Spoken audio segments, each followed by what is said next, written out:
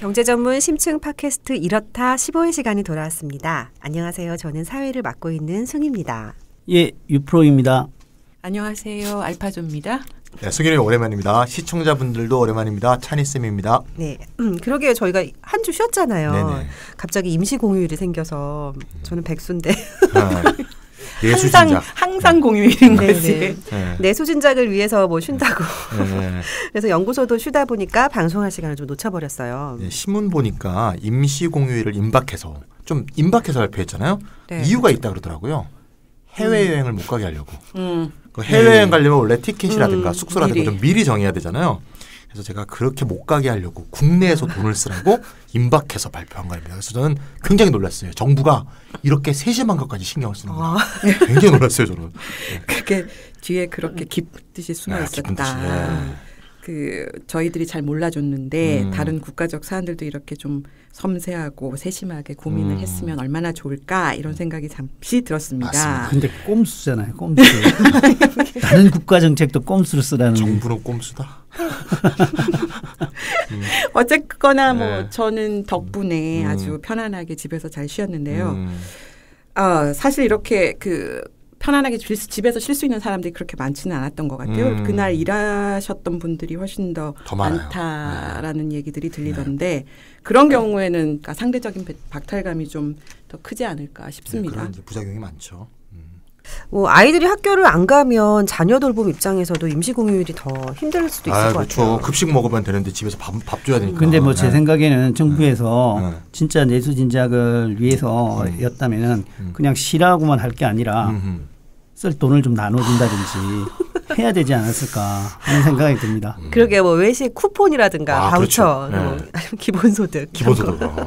근데 정부는 일반 국민들의 구매력 뭐 상승 이런 거에는 별 관심이 없는 것 같아요. 왜냐하면 임시 공휴일 바로 다음에 언론에서 떠들썩했던 게 소위 그 김영란법이잖아요. 네, 맞습니다. 속칭 접대와 인사를 못해서 내수 위축이 온다는 사고 구조인데요. 이런 사고 구조를 갖고 있는 사람들이니까 소비나 내수 진작을 생각을 해도 돈이 있는 기업과 사람들을 중심으로 사고하는 것 같아요. 그러니까 없는 사람의 소득을 어떻게 끌어올릴까 이런 건 별로 관심이 없는 것 같습니다. 그런 것 같아요. 김영란법이 그런데 1년 6개월의 유예 기간을 거쳐서 올 9월에 시행될 예정이라면서요. 그 내용을 한번 알파조님께서 정리를 해주시겠어요?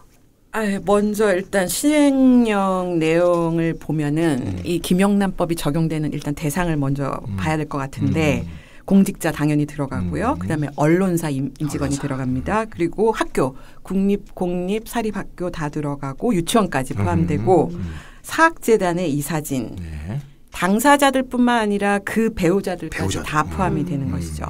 그랬을 때 직무 연관성이 있느냐, 이 경우에는 100만 원 이하의 금품을 받게 되면은 액수의 한 2배에서 5배 정도의 과태료를 물리고요. 100만 원 이하. 100만 원 이하. 그다음에 직무 관련성이 있건 없건 상관없이 한 번에 100만 원, 연간 300만 원 이상의 금품을 받으면은 3년 이하 징역, 3천만 원 이하의 벌금을 때리는 것입니다. 그러니까 직무 연관성이 있으면 100만 원 이하도 이제 처벌이 되는 거고 직무 연관성이 없으면 없거나 있거나 100만 원을 넘으면 다 처벌이군요. 그렇죠. 예, 그러니까 옛날에는 직무 관련성 즉 대가성이 입증되어야 형사적 처벌이 가능했거든요.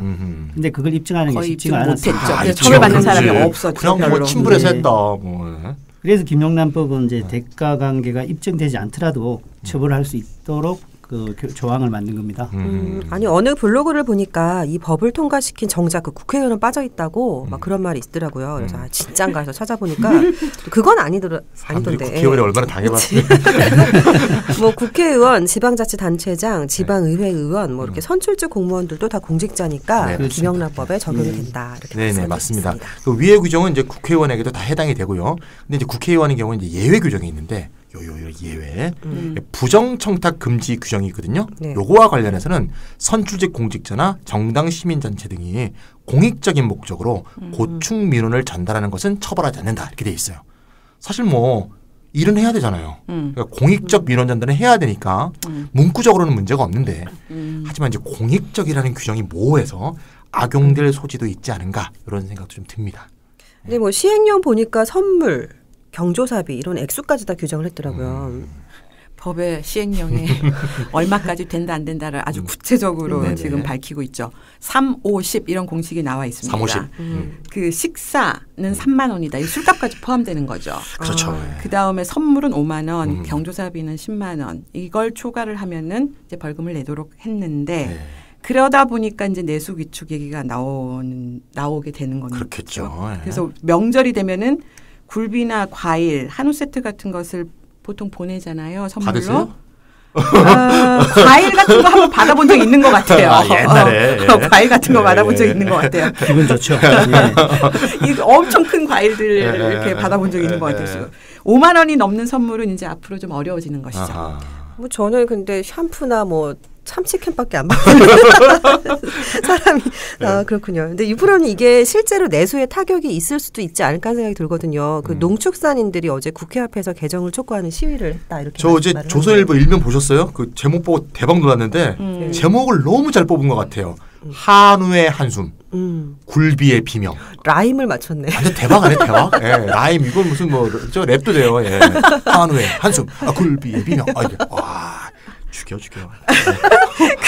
그 조선일보 일면 기사에 보면 그 멋있는 제목 아래에다가 김영란법에 따른 선물 세트 사진을 사진 비교표가 있죠, 맞아요. 갖다 놨죠. 거기 보면은 이제 5만 원이라는 기준을 맞추려고 하다 보니까 쇠고기는 한 덩이만 되는 거고 굴비는 2마리밖에 안 되는 거예요. 정말 대단한 기사 제목과 더불어 사진을 갖다 놨는데 제목은 진짜 멋있다, 대단하다 이런 생각이 들었지만 이제 그걸 보는 사람 입장에서 저 같은 사람 입장에서는 어쨌든 뇌물이 없으면은 나라가 망하느냐 이런 얘기들로 지금 여론이 막 들끓고 있는데 씁쓸하게 짝이 없습니다. 어쨌든 일단 뭐 그 질문하신 데 답을 한다면요. 당장의 매출 감소가 있다라는 것은 누구도 뭐 부정할 수는 없을 것 같습니다. 그렇겠죠. 그런데 이번 그 김영란법의 이제 시행은 사회적인 원칙의 문제인 것 같아요. 이제 원칙적으로 밥이나 술 얻어먹지 말고 자기 돈 내고 먹어야 기본적으로 맞는 거예요. 더치페이 하죠, 더치페이. 그리고 명절 성분이나 뇌물로 판매되는 물품들이 이제 국민들도 자기 소득으로 먹을 수 있도록 하는 것들이 그렇죠. 더 나은 사회적인 맞습니다. 대안이 되겠죠. 그 사진 보는 사람이 한우 한 번도 못 먹어봤고 명절에 그 한 번도 선물 못 받아본 사람 입장에서는 좀 황당한 사진이에요, 사실 그 사진은. 그래서 내수만으로 본다고 한다면 우리가 사회적 원칙을 크게 파괴해서는 안 되는데 심지어 그런 이야기도 하더라고요. 성매매 금지법도 내수 진작을 위해서 풀어라. 이런 댓글들을 봤는데 우리가 할 수 있는 것과 할 수 없는 것이 있는 것이죠. 맞습니다. 우리가 전공법으로 문제를 해결해 나가는 것을 생각해야 될 것 같아요. 저는 이렇게 생각해요. 그 김영란법과 관련해서 내수 위축 얘기가 나온다는 것 자체가 우리나라 경제가 선물 경제, 뇌물 경제, 향응 경제의 수렁에 얼마나 깊게 빠져 있는지 그걸 이제 드러내주는 게 아닌가 이런 생각이 들고요. 오히려 이를 계기로 소득 불평등을 개선해서 가계 소득을 향상시키는 긍정적 움직임이 시작되는 좀 계기가 되는, 좀 주의 환기가 되는 그런 것이 됐으면 좋겠습니다. 네, 이제 김영란법 얘기도 나왔으니까 알파조님께서 지난 한두 주간에 일어난 그 눈여겨볼 만한 다른 사건이나 뉴스를 좀 간단하게 요약해 주셨으면 좋겠어요. 네. 지금 뭐 오늘이었나요? 한국은행 금통위가 열리면서 이제 그 기준금리 동결 결정이 있었는데 한국 기준금리 동결도 뭐 사람들 관심사지만은 더 중요하게 보는 게 이제 미국의 기준금리가 그렇죠. 올라가느냐 이제 이 문제인데.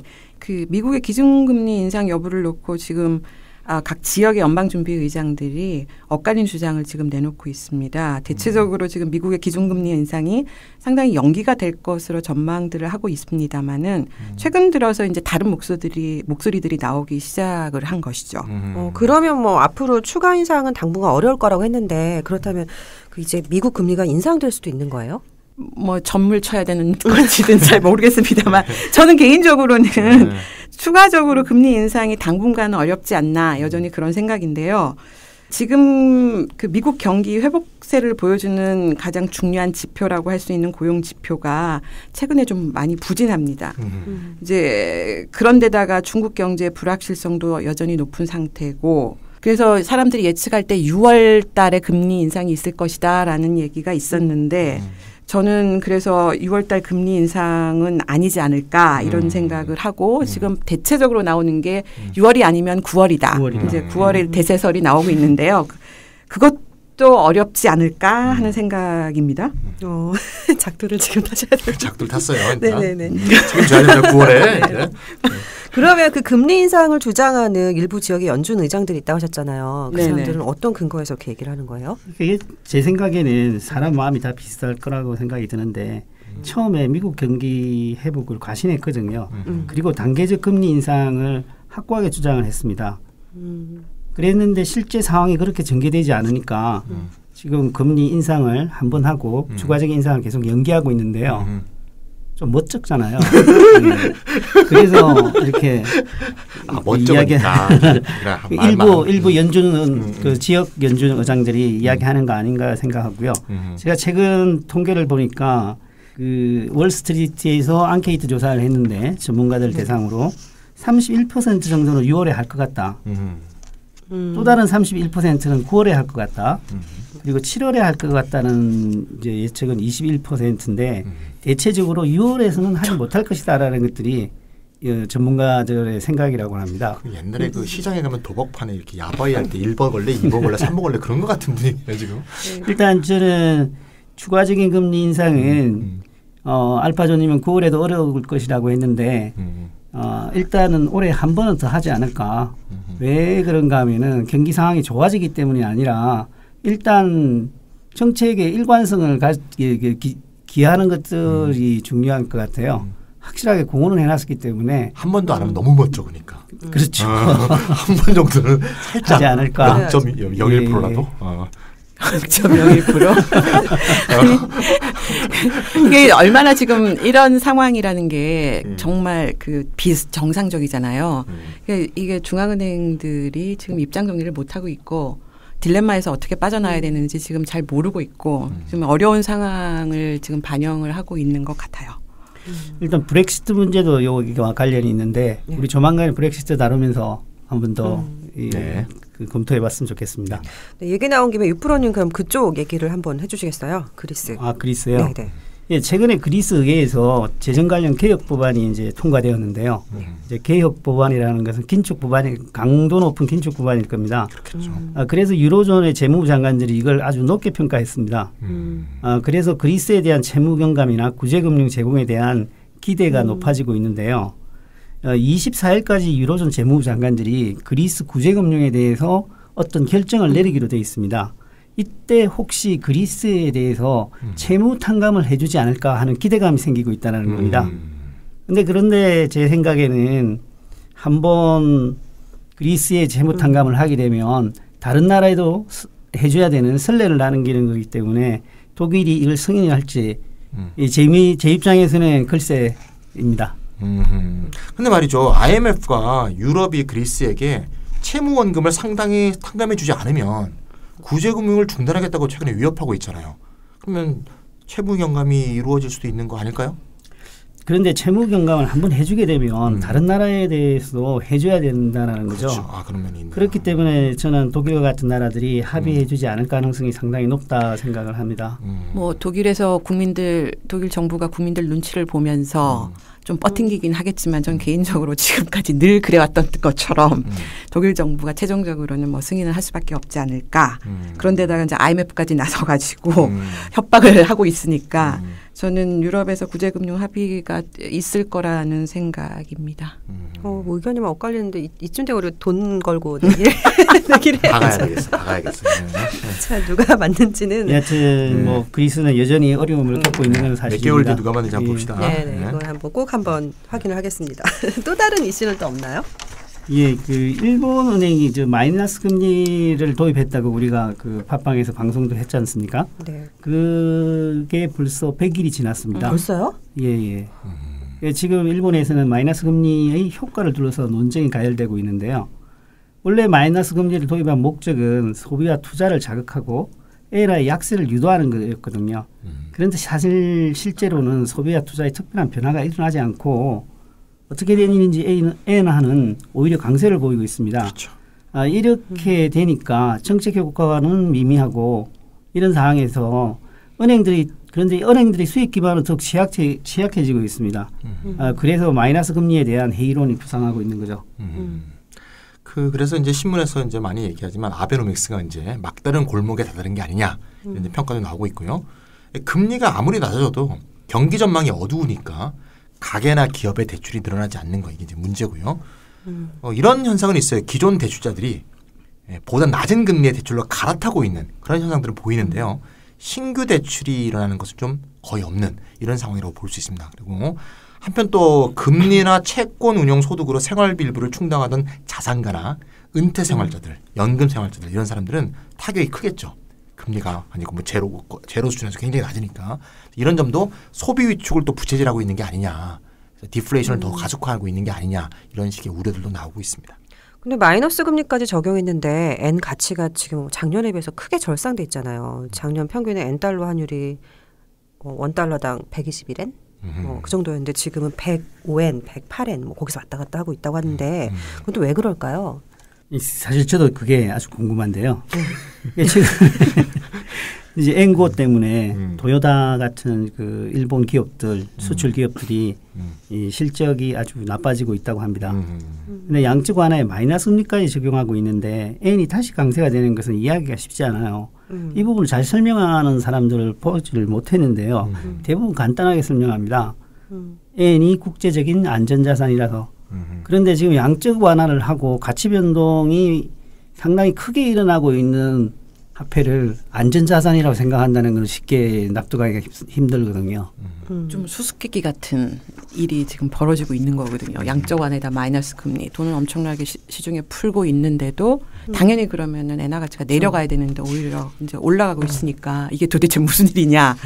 사람들이 나름대로 그 원인을 막 찾으려고 뭐 이렇게 저렇게 뭐 얘기를 하고는 있는 것 같은데 지금 뭐 적절한 설명이 안 나옵니다만 실질 금리를 기준으로 설명하는 게 가장 설명 가능한 거 아니냐 이런 얘기들이 나오는데 어쨌든 한 가지 이유는 N 캐리 트레이드로 일본에서 빠져나갔던 엔화가 이제 만기가 돼서 다시 일본 국내로 되돌아오는 이제 그런 상황이어서 N에 대한 수요가 높아졌기 때문이다 이런 설명은 있어요. 근데 이거는 전체를 설명하기는 좀 어려운 것 같고 하나의 원인은 되고 있는 거는 분명한 것 같습니다. 미치겠다. 이거 무슨 한 시간마다 녹음을 할 때마다 어려운 말들이 있고 한 번씩은 N 캐리 트레이드란 말을 하셨는데 이게 무슨 뜻이에요? 메리가 아니고 N이 아니고요. 빨간 머리에 제가 그 영어로 정도는 아니에요. 영어로 하면 yen이라고 그래야 되는데 yen carry trade인데요. 금리가 이제 낮아졌잖아요. 일본이. 네. 일본 엔화가. 금리가 낮으니까 금리가 낮은 일본 엔화를 빌리는 거죠. 그래갖고 상대적으로 금리가 높은 우리나라라든가 신흥아시아, 호주, 뉴질랜드, 동유럽, 남미 이런 데의 통화나 금융자산들을 포함해서 거기에 투자를 하는 거예요. 그러니까 싼 돈을 빌려서 비싼 곳에다 투자를 하는 거죠. 그 N을 빌려서 뭐 돈을 바꿔가지고 투자하는 그렇죠. 다른 나라에다. 다른 나라 통화에 투자를 하는 거죠. 그러니까 이제 그렇게 해서 빌렸던 엔화가 있지 않습니까? 그거는 이제 갚아야 될 시기가 이제 도래했다는 겁니다. 그러니까 제가 엔화에 대한 수요가 늘어나게 돼서 엔화를 많이 좀 찾으니까 강세를 띈다는 말씀이긴 한데 그것만 갖고 좀 설명하기 좀 어려운 점이 있지 않은가 하는 거는 이제 말씀드린 거고요. 예, 저도 이 방송을 하기 전에 여러 군데서 찾아봤었는데 잘 판단을 못 하겠더라고요. 이 부분에 대해서는 우리가 환율 전문가를 한번 모셔서 다음 시간에 다른 시간에 한번 이야기를 들어봤으면 좋겠습니다. 지금 미국의 금리 인상이 연기되고 있는데 달러가 또 강세를 보이고 있는 이상 현상도 나타나고 있거든요. 네, 그런 것까지 모아서 한번 전문가 더 전문적인 사람한테 한번 여쭤봐야겠습니다. 네, 이렇게 지난 한 주간 있었던 한 주, 2주, 1주, 2주 동안 있었던 주요 경제 뉴스를 이렇게 쭉 다뤄봤어요. 좋네요. 뭔가 좀 더 전문적인 것 같은 느낌이 좀 들어요. 앞으로도 계속 이렇게 진행했으면 어떨까 싶은데. 네, 그럽시다. 네, 그렇게 하죠. 네, 이제 오늘의 주제로 본격적으로 들어가 보도록 하겠습니다. 지난 이렇다 14회에서 한국판 양적 완화를 둘러싼 논란을 다뤘었잖아요. 그 속을 들여다보면 정부의 재정 문제가 깊이 관련돼 있다 이렇게 말을 했었는데요. 양적 완화를 도입하려는 게 해운, 뭐 조선, 건설 등 이런 한계 업종의 구조조정을 하긴 해야 되는데 또 이제 정부 재정을 가능한 한 쓰지 않는 방법을 찾다 보니까 나온 거다 이렇게 말씀하셨잖아요. 그러니까 이제 한국은행 보고 좀 나서서 니들이 좀 해라 뭐 이렇게 그런 거죠. 맞습니다. 네. 그렇죠. 예. 그래서 오늘은 정부 부채와 재정 건전성 문제를 좀 다뤄봤으면 좋겠습니다. 한국판 양적 완화를 반대하는 사람들은 편법을 쓰지 말고 전국법을 써라. 그러니까 즉 재정을 투입해라. 그렇죠. 네. 근데 반면 정부는 청와대 지원 사격을 받아서 그렇게는 못하겠다. 한국은행에서 돈을 찍어서 좀 니들이 해결해라. 이렇게 하고 있잖아요. 그러니까 누구 말이 맞는지 판단하기 앞서서 우리나라의 재정 상황, 다시 말해 정부 부채 수준 뭐 이런 것들에 대해서 한번 알아봤으면 좋겠습니다. 산희 쌤. 네. 기획재정부 2016년 예산안을 보니까 2016년 정부 부채 규모가 645조 2천억 원이더라고요. 느낌이 없죠. 네. 645조인데 정부 부채 규모로는 600조 원대가 되는 게 처음이라고 합니다. 그 우리나라 GDP가 2014년 뭐 기준으로 한 1,300조 되거든요. 그러니까 GDP 대비로 정부 부채 비율이 한 40% 예, 정도라고 그렇죠. 볼 수 있겠죠. 예. 우리나라 정부 부채가 갑자기 불어난 건 98년도 이른바 외환 위기 때부터인데요. 2000년대 초반까지만 해도 우리나라 GDP 대비 정부 부채 비율은 18%대로 매우 낮은 수준이었어요. 그러니까 외환 위기 때 늘어났다고 해도 18% 정도밖에 안 됐던 겁니다. 그러다가 이제 2003년에 20%를 넘기고 2009년에 30%를 갔다가 올해 드디어 40을 찍었어요. 그냥 듣기만 해서는 굉장히 빠른 속도로 증가하고 있는 것 같은데 그럼 GDP 대비 정부 부채 비율 40%다. 이렇게 말하면 이게 굉장히 높은 수준인가요? 그 말씀을 드리기 전에 재정 건전성과 관련된 두 가지 주요 개념을 먼저 설명드려야 될 것 같아요.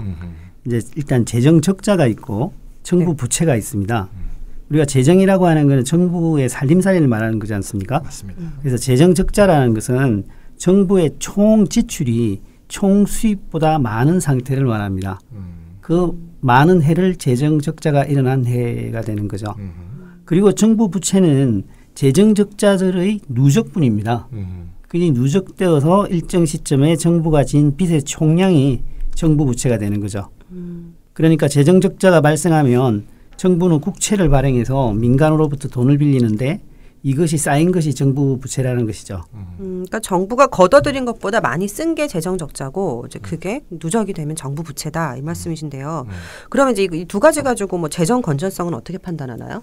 일단 공식적으로 재정 건전성을 판단하는 지표는 이제 국제적으로 GDP 대비 정부 부채의 비율을 사용합니다. 아까 한국은 약 40%라고 했지 않습니까?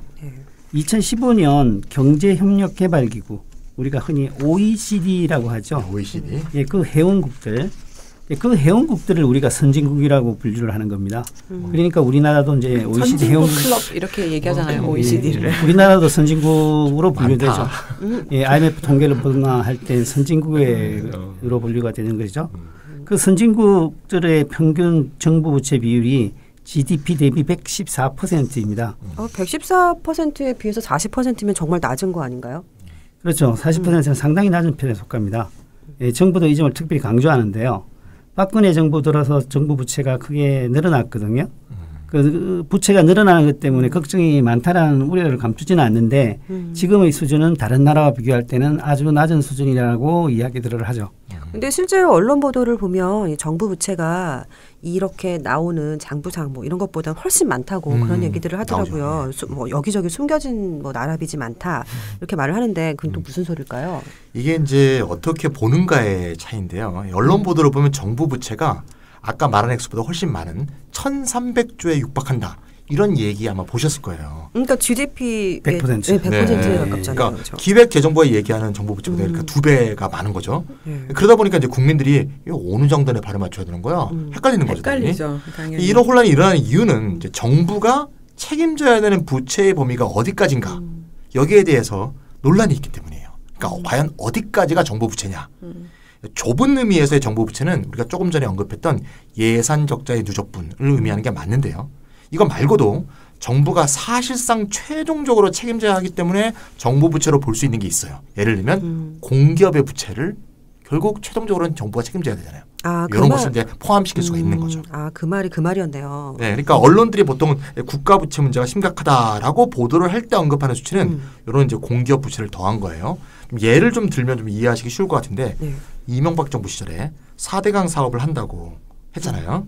수시 했죠. 근데 사업 예산의 상당 부분을 수자원공사한테 떠넘겼어요. 수자원공사가 8조 원의 빚을 졌거든요. 정부가 져야 될 빚을 사실은 수자원공사가 진 거죠. 그 8조 원은 공기업인 수자원공사의 부채로 잡힐 뿐 공식 정부 부채는 잡히지 않잖아요. 예. 이렇게 4대강 같이 국민적 동의를 받지 못하는 사업에 정부 예산을 가져다 쓰기가 뭐하니까 우선 급한 대로 공기업인 수자원공사에 떠넘긴 거죠. 이미 언론에서 보도가 나왔었는데요. 뭐 아시는 분들은 다 아실 것 같습니다만은 그때 수자원공사가 4대강 사업을 한다고 이제 8조 원의 빚을 졌는데 이걸 못 갚겠다. 그래서 못 갚죠. 못 갚겠다 하고 이제 소위 말해서 배짜라 이렇게 나온 거예요. 이제 그렇게 되면 어떻게 됩니까? 정부가 그 한 2조 7천억인가 보전해 줘야죠. 급하게 돈을 갚아야 되는데 그 돈을 못 갚겠다 하니까 정부가 이제 세금으로 보전해 주겠다라고 얘기를 한 거죠. 그러니까 이런 일이 이제 계속 반복이 되니까 정부가 발표하는 공식 정부 부채, 그 기획재정부가 얘기했던 뭐 600조, 뭐 40% GDP 대비 40% 넘는다, 뭐 이런 얘기할 때 나오는 이 통계를 믿을 수가 없다라는 얘기들이 뭐 계속해서 나올 수밖에 없고요. 수자원공사 차례를 이제 말씀하신 것처럼 공공부채 중에는 공공부채가 공식 부채는 안 잡히지만은 최종적으로 그 기업이나 공기업이나 그 기관이 갚지 못하는 상황이 되면 정부가 대신 갚아줘야 하는 거잖아요. 그렇기 때문에 공공부문 부채도 넓은 의미에서는 정부 부채로 봐야 한다 이런 주장이 나오는 것이죠. 예, 앞서 두 분이 말씀하셨듯이요. 정부 부채, 뭐 국가 부채 그 범주를 어떻게 넓게 보느냐 좁게 보느냐에 따라서 정부 부채의 규모가 크게 늘었다 줄었다 합니다. 1,300조에 육박한다는 것은 넓은 의미에서 공기업 부채뿐만 아니라 연금 충당 부채도 포함되어 있습니다. 아니 또 연금 충당 부채는 또 뭐예요? 연금을 충당하기 위한 부채죠. 말 그대로 충당이란 말이 사실 좀 어려워요. 어떻게 보면. 연금 충당 부채란 이제 미래에 정부가 지급해야 할 공무원 연금이나 군인 연금을 추정한 금액인데요. 이것도 분명 정부가 부담해야 할 비용이라는 점에서는 정부 부채를 볼 수가 있습니다. 그런데 이것을 똑같은 국채와 같이 볼 수 있냐 하면 또 그런 건 아니에요. 네, 아니죠. 네, 나중에 깎기도 하잖아요. 없습니다. 그리고 연금 충당 부채 말고도 우발 채무라고 불리는 보정 채무도 포함되어 있습니다. 이게 국가 보정 채무라는 건데요. 이것은 정부나 공공기관이 민간 부채에 대해서 보정을 쓴 경우를 말합니다. 우리 민간 기업이 대규모 건축 토목 사업을 벌이게 된다고 할 때 해외에서 정부가 지급 보증을 쓰게 되는 거죠. 그렇죠. 뭐 그런 걸 두고 말하는 건데요. 이런 것까지 다 합치면 그건 안 해주면 사업 수주가 안 되기 때문에 실제적인 정부 부채는 공식 부채의 2배에 이른다라고 할 수가 있습니다. 이게 말이죠. 더 넓게 보는 사람도 있어요. 유프로님이 말씀하신 공공부채를 다 합쳐도 이게 비금융권의 부채만 합한 거거든요. 금융기관은 빠진 거잖아요. 최근에 이제 양적 완화와 관련해서 우리가 금융기관 얘기가 많이 나오는데 예를 들면 산업은행, 수출입은행, 한국주택금융공사 이런 금융공기업의 부채를 합하면 정부 부채 규모는 더 늘어나겠죠. 2011년 국회에서 이런 일이 있었는데요. 이한구 의원이 2010년 우리나라 국가부채를 1848조 원이라고 그랬거든요. 난리가 났어요 그때. 이한구 의원이 이렇게 제시한 수치는 이렇게 금융공기업 부채를 이제 다 더한 거죠. 거기에다가 중앙은행이 통화량 조절을 위해서 발행하는 통화 안정증권 있잖아요. 요것도 다 포함시킨 액수를 그때 환산해 봤더니 그 당시 때 1,800조가 넘었어요. 지금도 가끔가다 막 이런 수치들이 막 떠돌고 있습니다. 맞습니다. 언론에서는 막 1,800조다. 그러니까 600조부터 시작해서 1,300조, 1,800조까지 국가 부채가 이제 막 이렇게 왔다 갔다 하고 있는 거죠. 네. 이거 좀 너무 나간 것 같은데요. 네, 잠깐 정리를 좀 해볼게요. 그래서 1번 재정적자 누적분, 2번 비금융 공기업 부채, 3번 연금 충당 부채, 4번 보증 채무, 5번 금융 공기업 부채, 6번 통화 안정증권 발행액. 이 6가지 요소 중에 뭘 합치고 뭘 빼느냐에 따라서 그렇죠. 정부 부채가 고무줄처럼 왔다 갔다 하는 거네요. 600조에서 1,800조까지. 잘 정리하셨는데요. 이 한 6개의 카테고리를 동등하게 볼 수 있느냐 하는 문제에서는 여러 가지 이견이 있을 수가 있는 거죠. 예를 들어서 통화 안정증권 같은 경우는 이거 과연 부채로 쳐야 되느냐 하는 이야기 이제 나올 수 있는 거거든요. 이런 논의는 국가 재정 건전성을 얘기할 때는 피해갈 수 없는 논쟁입니다. 이제 어느 정도 재정이 안정적인가를 판단할 때는 이제 논쟁이 될 수밖에 없는데요. 기획재정부의 공식 국가 부채 통계는 IMF가 정한 기준을 따르고 있습니다. IMF 기준은 뭔가 하면은 정부가 직접 상환의 의무를 갖는 학정 채무로 정의됩니다. 중앙정부 부채, 지자체의 부채, 비영리 공공기관의 부채 이렇게 딱 세 가지만 포함되고 공기업 부채는 들어가지 않습니다. 나머지 다른 것도 안 들어가는 거죠. 다른 것도 안 들어가는 거죠. 예. 그러니까 600조.